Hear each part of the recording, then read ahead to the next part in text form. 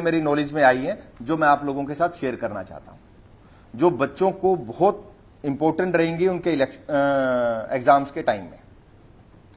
सबसे पहले तो आपका जो एडमिट कार्ड है आप उसको ध्यान से पढ़ें और उस पे एक लाइन मेंशन की है हमने कि कलर्ड प्रिंट आउट होगा, तो कलर्ड प्रिंट आउट ही लेके जाएं, उसमें आपका फोटो क्लियर होगा।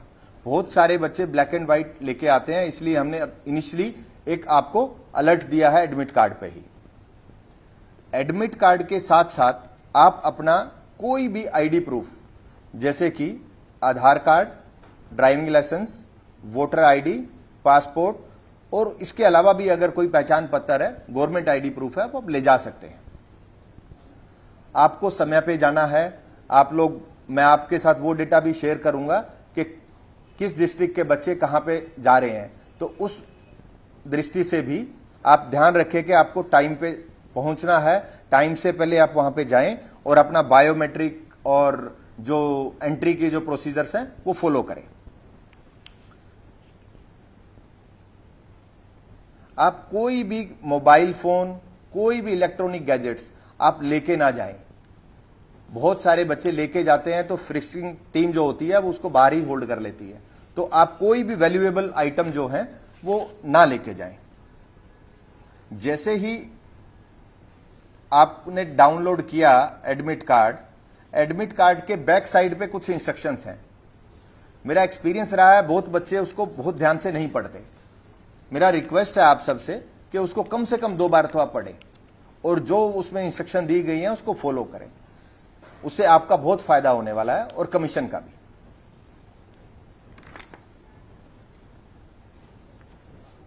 इसके बाद जैसे ही आप क्लास में एंटर करेंगे एग्जामिनेशन रूम्स में, तो आपको बुकलेट्स दी जाएंगी। तो जैसे ही आप बुकलेट लेंगे, आप अपना क्वेश्चन बुकलेट और ओएमआर सीट दोनों को मैच कर ले, वो सेम होने चाहिए। अगर वो सेम नहीं है तो इमीडिएटली इन्विजिलेटर को आप इंटीमेट करें, आपका चेंज हो जाएगा। लेकिन आपके मेंशन करने के बाद अगर आपने उस पर रोल नंबर या कोई डिटेल मेंशन कर दी है, उसके बाद वो मुश्किल हो जाएगा, वो चेंज नहीं होगा। तो इनिशियली शुरू में जो समय दिया जाएगा उस समय में आप इसमें ये चीज जरूर चेक कर ले, ओएमआर क्वेश्चन बुकलेट नंबर और ओएमआर सीरियल नंबर। इसके लिए आपको 5-10 मिनट में आपको इंटीमेट कर देना चाहिए इन्विजिलेटर को। इस बार जिस भी बच्चों ने पहले एग्जाम दिए हुए हैं एचएसएससी की तरफ से, तो पहले name, father name, roll number सब कुछ ओएमआर पे मेंशन होता था। इस बार मेंशन नहीं होगा। आपको roll number, name, father name, mother name का वहां पे कॉलम होगा, बिल्कुल क्लियरली आप लोगों को वो फिल करना है। रोल नंबर फिल करते टाइम, मेंशन करते टाइम और सर्कल करते टाइम रोल नंबर आपको लिखना भी पड़ेगा और सर्कल भी करना पड़ेगा, तो वो ध्यान से करें। ऐसा ना हो कि बहुत सारे बच्चों की रिक्वेस्ट आती है कि हमारे जो रोल नंबर्स हैं वो हमने गलत मेंशन कर दिया है। तो इस टाइम पे, इस एग्जाम में आप इसको ध्यान दें कि रोल नंबर और आपकी डिटेल वो प्रॉपरली आपने मेंशन की है, उसको क्रॉस चेक कर लें। एग्जाम टाइम में ओएमआर सीट के लिए आपको जो स्टेशनरी है वो कमीशन की तरफ से प्रोवाइडेड है। आप अपनी कोई भी पेन, पेंसिल कमीशन में अलाउड नहीं है, वो ना लेके जाएं। आपको एंट्री गेट पे ही वो आपसे बाहर रखवा ली जाएंगी, तो आप उसमें कोई भी आइटम, स्टेशनरी आइटम नहीं लेके जाएंगे। आपके पास ओएमआर सीट के साथ एक ओरिजिनल ओएमआर सीट होगा, एक कैंडिडेट कॉपी होगी, एक कमीशन कॉपी होगी। तो 3 सेट का ओएमआर सीट का 3 पेपर होंगे। ओएमआर सीट आपको कमीशन में भेजनी है, कमीशन कॉपी भी कमीशन में आएगी, कैंडिडेट कॉपी आप ले जा सकते हैं। लेकिन आपको इन 3 का जो सेट है वो आपको इन्विजिलेटर को देना पड़ेगा। इन्विजिलेटर आपको आपकी कैंडिडेट कॉपी आपको देंगे, वो आपको घर लेके जानी है। ध्यान रहे कि आप कमीशन कॉपी और ओएमआर सीट को ना लेके जाएं। कुछ बच्चों को गलती से ओएमआर सीट चली जाती है, तो वो आप प्लीज ना लेके जाएं।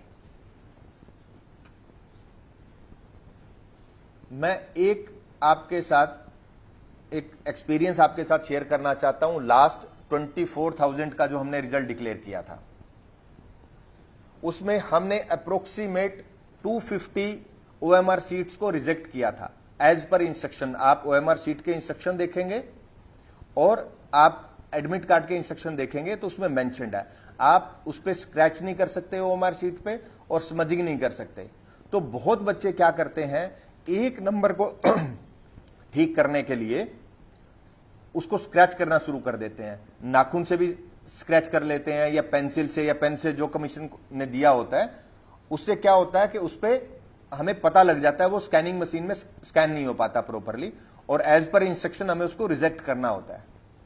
और कुछ हमारे इसमें एक्सपीरियंस में ये भी आया कि ऐसे भी बच्चे होते हैं जो सिलेक्शन जोन में पहुंचने वाले होते हैं, लेकिन स्मजिंग की वजह से और स्क्रैच करने की वजह से उनका जो OMR सीट है वो हम लोग अलाउड ही नहीं करते, उसको रिजेक्ट कर देते हैं। तो कोई भी बच्चा, बहुत सारे बच्चे ऐसा करते हैं, 250 के आसपास का मैं आपको नंबर दे रहा हूं, 250 number is a big number. तो कोई भी बच्चा, आपका एक क्वेश्चन गलत होता है तो उसको गलत होने दें, आप पूरे के पूरे 100 क्वेश्चंस पे वो चीज ना करें। ध्यान दें, मेरी इस पूरे पॉइंट्स में जो मैं आज डिस्कस कर रहा हूं, सबसे मोस्ट इंपोर्टेंट पॉइंट ये है कि बच्चे OMR सीट पे स्मजिंग ना करें, स्क्रैचिंग ना करें।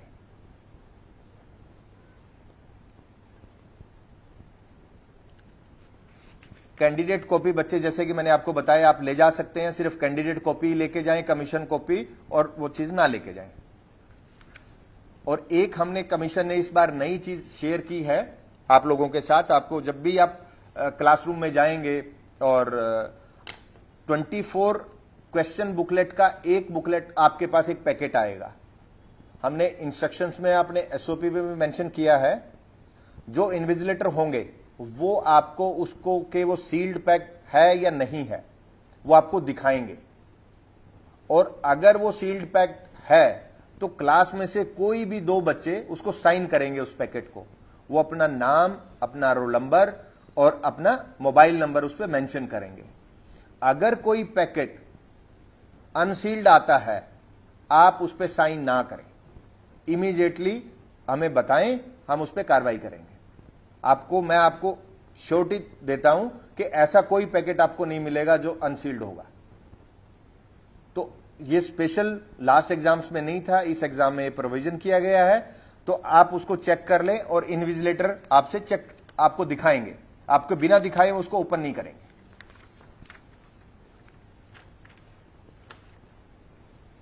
ये कुछ चीजें ऐसी थी जो मैं आपके साथ शेयर करना चाहता था, आपके इंस्ट्रक्शंस में भी हैं।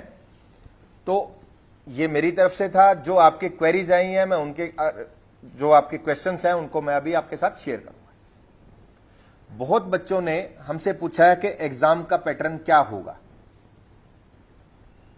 मैं आप लोगों को, जो कुछ कैंडिडेट्स ने लास्ट टाइम NTA के टाइम पे भी कि आप बाइफर्केशन बताइए कि इंग्लिश कितने मार्क्स का होगा, हिंदी कितने मार्क्स का होगा, ये मैं आप लोगों को नहीं बता पाऊंगा। CET पॉलिसी में सिलेबस ऑलरेडी डिफाइंड है, तो उसी सेगमेंट से ये आएगा। 25% जो सिलेबस है वो हरियाणा से होगा, जिसमें हरियाणा की GK, हिस्ट्री, सभी हरियाणा से रिलेटेड 25% होगा, और 75% अदर सब्जेक्ट से आएगा। इसमें कंप्यूटर इंक्लूडेड है, included in 75% of the marks. तो आप उसके अकॉर्डिंगली ही तैयारी करें, इससे ज्यादा हम लोग आपको नहीं बता पाएंगे, बहुत सारी कॉम्प्लिकेशंस होती हैं, और इसलिए आपको सिर्फ और सिर्फ CET पॉलिसी में जो सिलेबस है उसके अकॉर्डिंगली ही आप अपनी तैयारी रखें। कुछ चीजें ऐसी थी कि जो बच्चों ने हमें इन क्वेश्चंस में भेजी थी, ऑब्जेक्शन सजेशंस में, हमने वो इंप्लीमेंट भी कर दी हैं। उसमें एक था कि सोशल मीडिया पे जो एनालिसिस करते हैं यूट्यूबर्स और बाकी लोग, वो ना करें। उसके लिए हमने पब्लिक नोटिस एक ऑलरेडी साइट पे अपलोड कर दिया है, और मैं उम्मीद करता हूं मेरी सभी यूट्यूबर से और बाकी जो कोचिंग इंस्टीट्यूट्स हैं उनसे भी मेरा रिक्वेस्ट है कि आप ये जो एनालिसिस करेंगे ये प्लीज 4th सेशन के बाद करें। फर्स्ट सेशन में जो बच्चे जाते हैं उनको फील हो रहा है कि हमारा नुकसान हो जाएगा और 4th सेशन वाले को फायदा हो जाएगा। तो मेरी सभी से रिक्वेस्ट है कि आप इसको, मैं उम्मीद करता हूं कि आप इसको फॉलो करेंगे।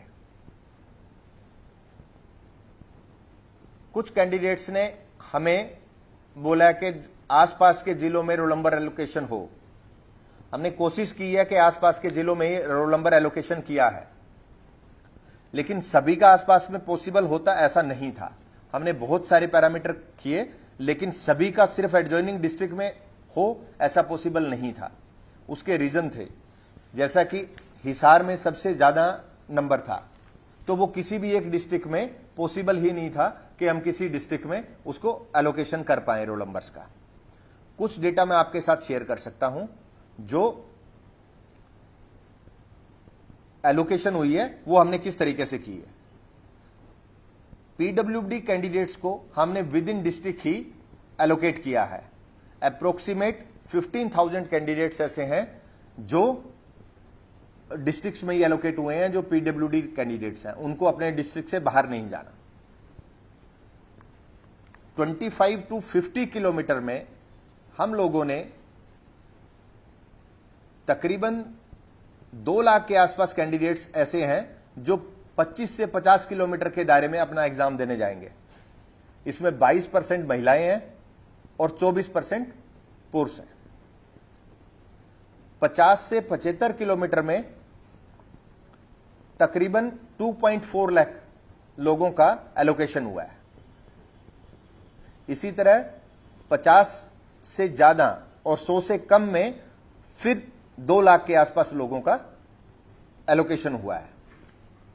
और अगर मैं कुछ कैंडिडेट्स ऐसे हैं, हमारी पास ऐसी कोई कंप्लेंट या ऐसा कोई ग्रीवेंस नहीं आया कि मेरा सेंटर बहुत दूर असाइन हुआ है, लेकिन फिर भी कुछ कैंडिडेट्स ऐसे हैं जो 100 किलोमीटर के आसपास के एरिया में जा रहे हैं। उनका जो नंबर है वो तकरीबन 2 लाख के आसपास है। तो अगर मैं एक सेशन की बात करूं तो 50,000 बच्चे एक सेशन में जा रहे हैं जिनका 100 के आसपास है। लेकिन ट्रांसपोर्ट डिपार्टमेंट ने उन बच्चों के लिए अलग से प्रोविजंस किए हैं और उस रूट पे उनको रोल नंबर एलोकेशन किया है कि इजीली ट्रांसपोर्टेशन में उनको दिक्कत नहीं आएगी। इससे बेस्ट सॉल्यूशन हमें नहीं समझ में आया और बेस्ट लोगों ने ये बेस्ट सॉल्यूशन किया है। इससे एलोकेशन जो पर्टिकुलर बच्चों का था कि एडजॉइनिंग डिस्ट्रिक्ट में हो, वो टेक्निकली पॉसिबल नहीं है। और मुझे उम्मीद है कि बच्चों ने फीडबैक्स भी आए हैं कि हम इस एलोकेशन से सेटिस्फाई हैं।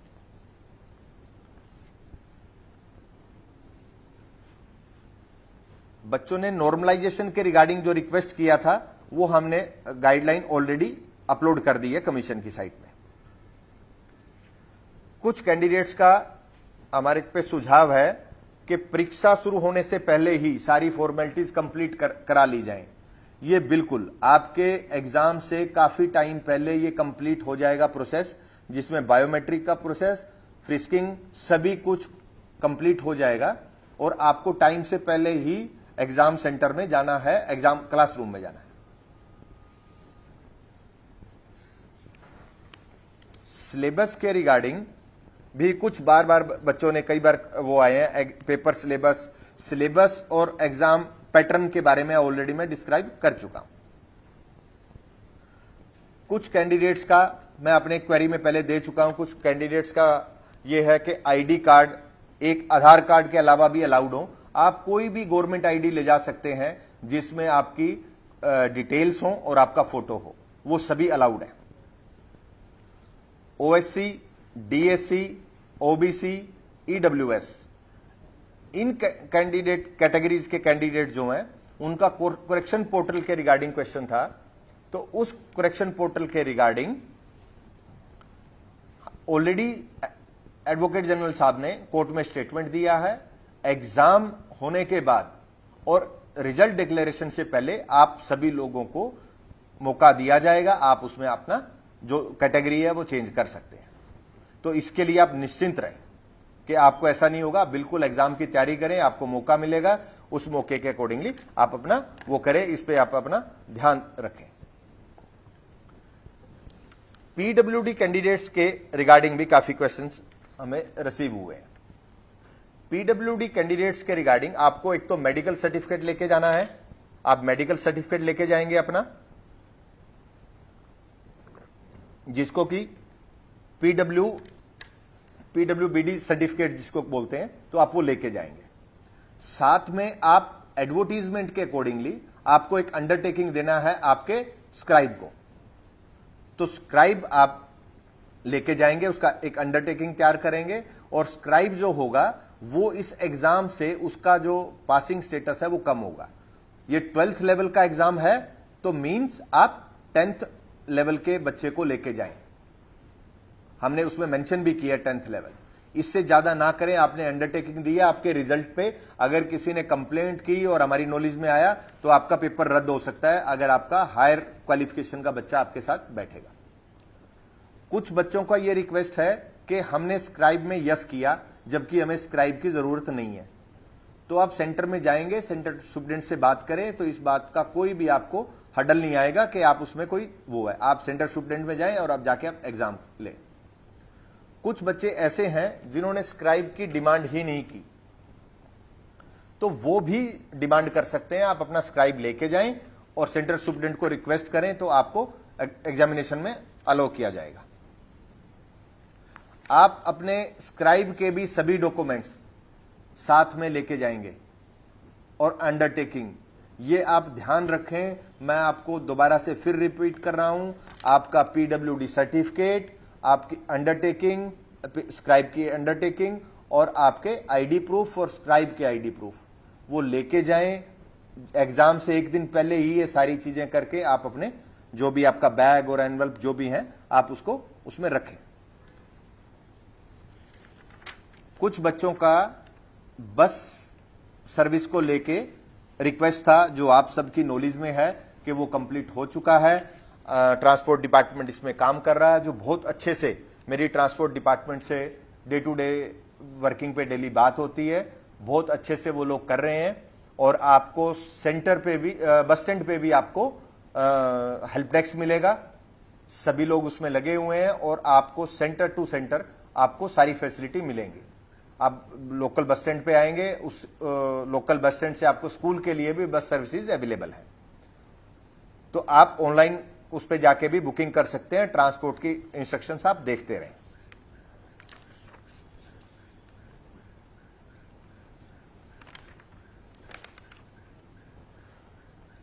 अब एक क्वेश्चन है रिजल्ट्स के रिगार्डिंग। रिजल्ट्स के रिगार्डिंग बच्चे रिजल्ट्स के बारे में पूछ रहे हैं कि रिजल्ट्स कैसे डिक्लेयर होगा, कितनी जल्दी होगा। मैं आपको प्रोसेस बता देता हूं, टाइम मैं कमिट नहीं कर सकता आपके साथ। एग्जाम के बाद एक स्कैनिंग का प्रोसेस होता है, स्कैनिंग होगा, उसके बाद रिजल्ट। लेकिन हमें आप लोगों को करेक्शन पोर्टल के लिए भी टाइम देना है, as per the statement given by the advocate general in the high court. उसके अकॉर्डिंगली करेक्शन पोर्टल कंप्लीट करने के बाद इमीडिएटली रिजल्ट डिक्लेयर कर दिया जाएगा।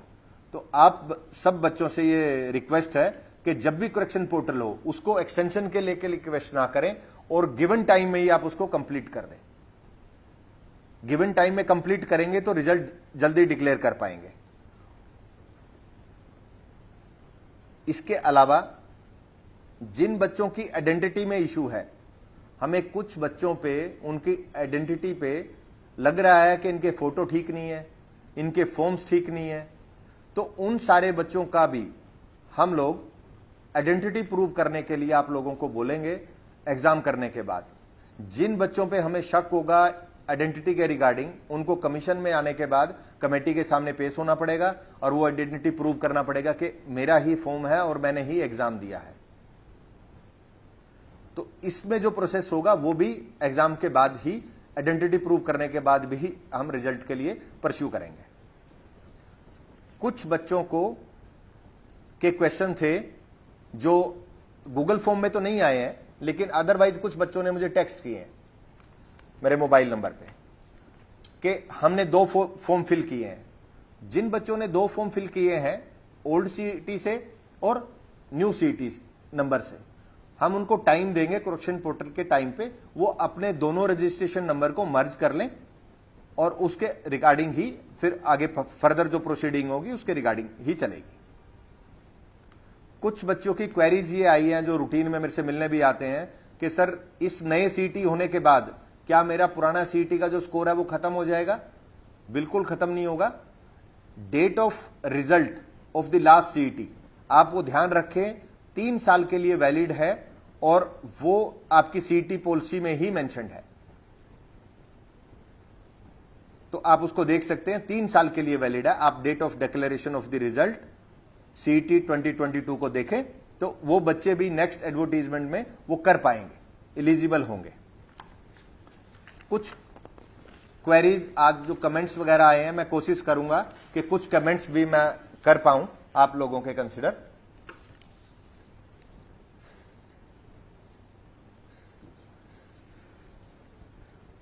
इसमें डिफरेंट टाइप के क्वेश्चंस बच्चों के आ रहे हैं, रिप्लाई फाइलिंग के लिए भी।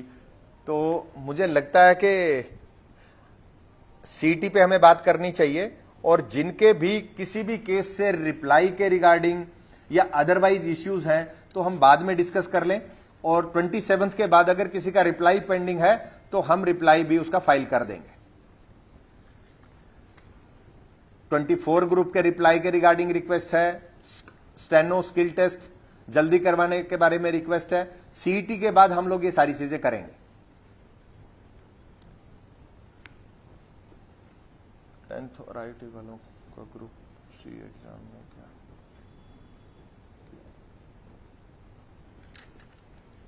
एग्जाम सीएस का फोन,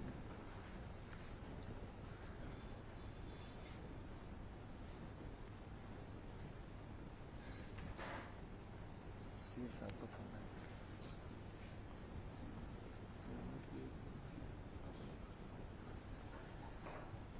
बच्चों का एक मैसेज आया है कि एग्जाम से 1 दिन पहले का भी बस सर्विस फ्री होगी क्या? ये विषय हमारे आया था और हमने ट्रांसपोर्ट डिपार्टमेंट के साथ वर्बल डिस्कशन किया है, वो इसके बारे में आपको जल्दी ही बताएंगे। अगर कोई ऐसा कोई इश्यू होगा तो आप ट्रांसपोर्ट डिपार्टमेंट के इंस्ट्रक्शन देखते रहें, आपको इसका मैसेज मिलेगा, चिंता करने की जरूरत नहीं है। कुछ बच्चों का क्वेश्चन बुकलेट जमा करवाने के रिगार्डिंग भी आया है कि क्वेश्चन पेपर को जमा करवाएं। इसके लिए हम डिस्कस करेंगे, हमारी नॉलेज में है, और आपको एग्जाम से पहले इसके रिगार्डिंग कोई ना कोई डिसीजन जो होगा आपको इंटीमेट कर देंगे।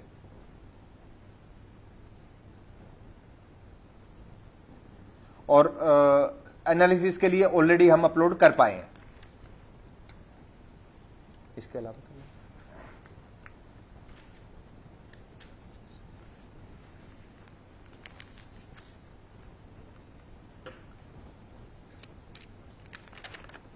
इसके अलावा मेरे भी कुछ वो है कि मैं भी आपसे रिक्वेस्ट करूं कि कुछ चीजें हैं जो आप लोग, कुछ लोग मिस इन्फॉर्मेशन सर्कुलेट करते हैं, मुझे नहीं पता उनकी क्या इंटेंशन होती है, लेकिन आप किसी भी इंफॉर्मेशन के लिए साइट पे ही जाएं, साइट पे देखते रहें, और मैं कोशिश करता हूं सोशल मीडिया के माध्यम से भी हर छोटे बिंदु पे भी मैं आप लोगों तक जुड़ूं। तो आप किसी भी डिसीजन पे जाने से पहले आप सिर्फ और सिर्फ वेबसाइट पे वो करें, कमीशन की वेबसाइट पे विश्वास करें, उसको देखते रहें, और आपको कुछ ऐसा लगता है सोशल मीडिया के माध्यम से मुझे बता सकते हैं। मेरा नंबर सब लोगों के पास है, पब्लिक में सब लोगों के पास है, तो आप उस चीज को मेरे को टेक्स्ट कर सकते हैं।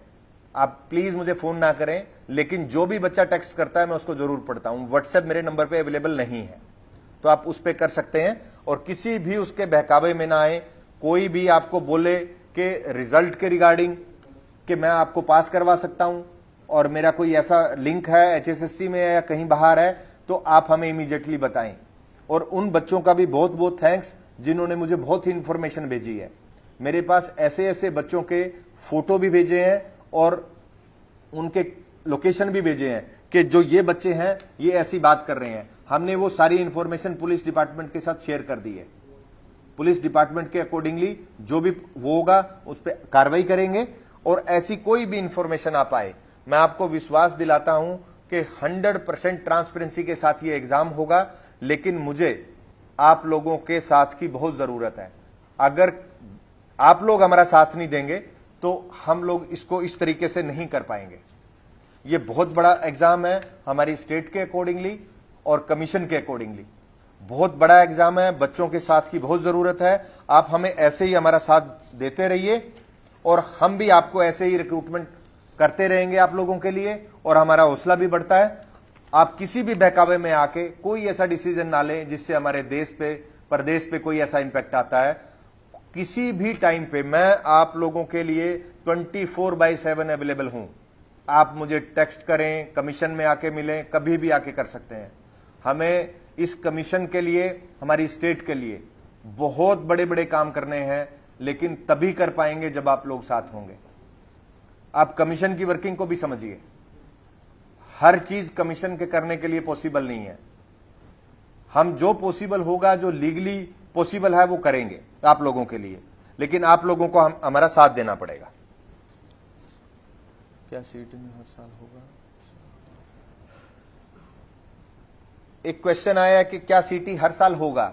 सीईटी की पॉलिसी के अकॉर्डिंगली ही वो होगा। मैं इस पे कमेंट नहीं कर पाऊंगा, और टाइम टू टाइम जब भी स्टेट का, गवर्नमेंट का आदेश आएगा तो उसके अकॉर्डिंगली ही करेंगे, जैसा जैसा रिक्वायरमेंट होगा उसके अकॉर्डिंगली। सीईटी का, सीईटी पॉलिसी को आप देखिए, इसमें बिल्कुल क्लियरली मेंशन किया है सीईटी पॉलिसी में।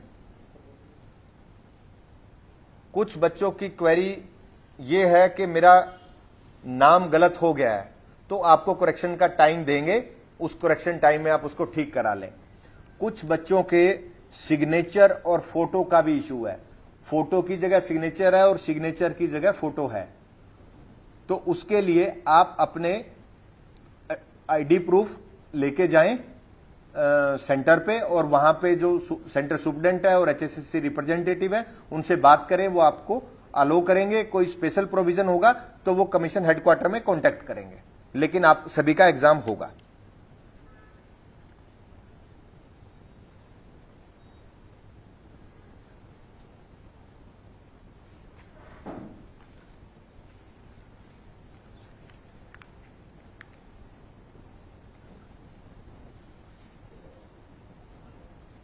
एक बच्चे ने पूछा है, क्या कोई एनुअल कैलेंडर जारी हो गया क्या? इसके लिए जब मैंने ओथ लिया था तो फर्स्ट डे भी मेरा प्लान था कि एनुअल कैलेंडर होना चाहिए। हमने चीफ सेक्रेटरी ऑफिस को लिख दिया है, उस पर मीटिंग्स चल रही है, जल्दी ही इस पे कुछ पॉजिटिव होगा। कुछ ना कुछ इस पे हम आपको पॉजिटिव इंफॉर्मेशन बड़ी जल्दी देंगे।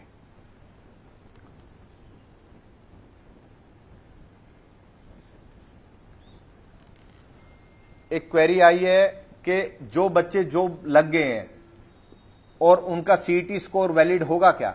सीईटी पॉलिसी में बिल्कुल साफ लिखा हुआ है कि सीईटी स्कोर आपका 3 साल के लिए वैलिड है, तो 3 साल में आपका वो स्कोर उस पर्टिकुलर उसके लिए वैलिड रहेगा।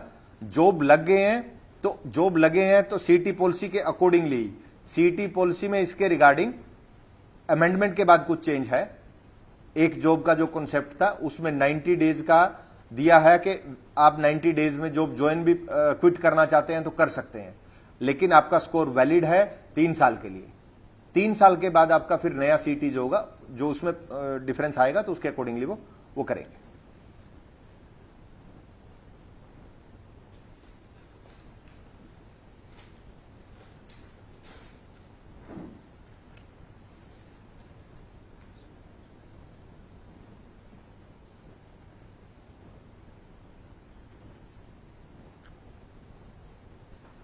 एक क्वेश्चन है कि सीएसआईआर और सीईटी की डेट क्लैश कर रही है। ऐसा बिल्कुल हो सकता है, लेकिन अगर हमने काफ़ी चीज़ें कोशिश करी हैं, एग्ज़ाम्स को ध्यान में रख के ही वो किया है, लेकिन इससे सुटेबल डेट पॉसिबल नहीं हो सकती थी। तो आपको डिसाइड करना पड़ेगा कि आपको कौन सा एग्ज़ाम देना है। जिसकी आपकी अच्छी तैयारी हो, प्लीज़ उस एग्ज़ाम में जाएं।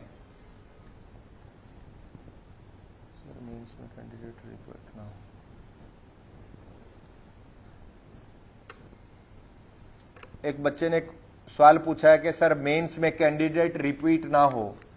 इस रिपीट की प्रॉब्लम की वजह से ही सीईटी पॉलिसी में अमेंड किया है। लास्ट टाइम 4 टाइम्स था, अब 10 टाइम्स का प्रोविजन है, तो 10 टाइम्स बच्चों को ही बुलाया जाएगा।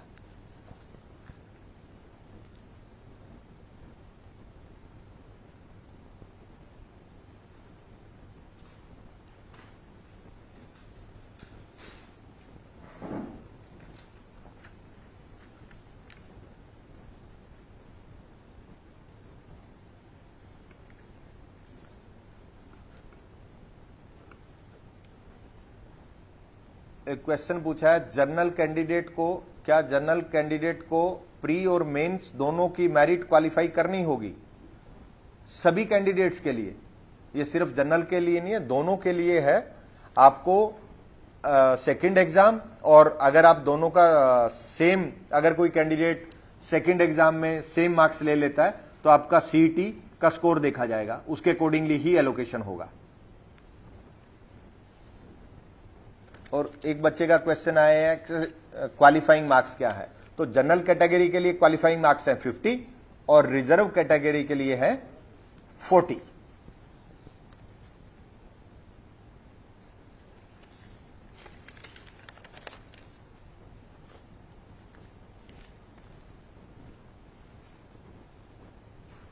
आप मुझे फोन ही दे दीजिए,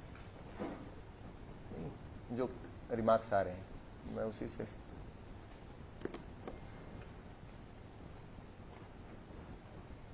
बहुत स्पीड से आ रहे हैं, मैंने कोशिश की कि मैं आपके कमेंट्स पढ़ पाऊं, लेकिन वो बहुत स्पीड पे हैं। हाँ,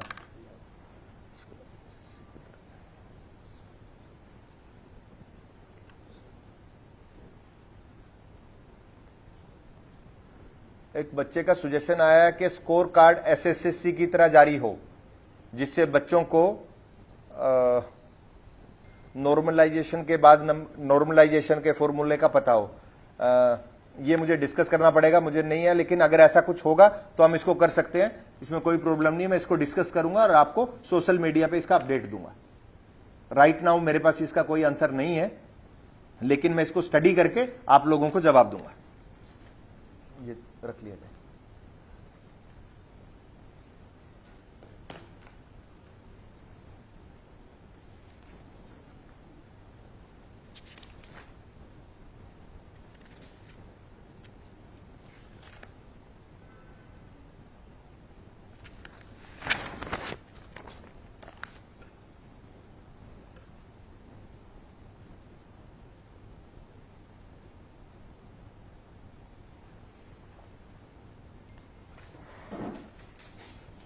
लास्ट क्वेश्चन। एक बच्चा मेरी तारीफ कर रहा है, लेकिन इसको मैं क्या पढ़ूं। आप लोगों ने, मेरे को बहुत सारे बच्चे मुझे मिलते हैं कमीशन में भी और मुझे टेक्स्ट भी करते हैं, जो मुझे बोलते हैं कि आपसे हमें बहुत उम्मीद है। मैं आप सबसे क्या एक उम्मीद कर सकता हूं क्या? तो मेरी भी एक आपसे ये उम्मीद है और मैं कोशिश करूंगा आपकी उम्मीदों पे खरा उतरने का। तो मेरी भी उम्मीद ये है कि आप भी मेरी उम्मीदों पे खरा उतरने की कोशिश करना। मुझे आप लोगों से एक ही चीज चाहिए कि आप कमीशन को अपना घर समझें, और कमीशन के लिए, कमीशन आपके हर चीज के लिए आपके साथ खड़ा है, तो कमीशन की भी आपको सपोर्ट करनी पड़ेगी। कुछ लोग ऐसे हैं जो हमें, हमारा जो एनर्जी है कहीं और लगाने के लिए बोलते हैं, आप उन पे ध्यान ना दें और कमीशन के साथ खड़े रहें। मैं आपको श्योरिटी देता हूं, हम लोग आपको बड़े से बड़ा नंबर रिक्रूटमेंट का करके देंगे और आपको ट्रांसपेरेंसी देंगे। आप कभी भी किसी भी टाइम आपके, अगर हमारा काम ठीक नहीं है, आप क्वेश्चन मार्क कर सकते हैं कि सर आपका ये ठीक नहीं है, मैं आपको ठीक करके दूंगा। क्लोज करें।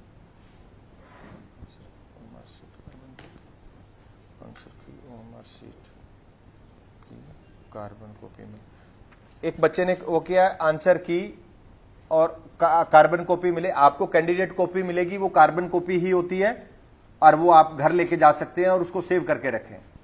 और last but not the least कि आप अपना एडमिट कार्ड भी संभाल के रखें। बहुत बच्चे ऐसे आते हैं जो सिलेक्शन होने के बाद एडमिट कार्ड के लिए पूछते हैं, तो हर एडमिट कार्ड जब भी आप एग्जाम देने जाएं तो आप उसके मेन डॉक्यूमेंट्स में उसको संभाल के रखें। आप लोग सब जुड़े, उसके लिए बहुत बहुत धन्यवाद। Thank you.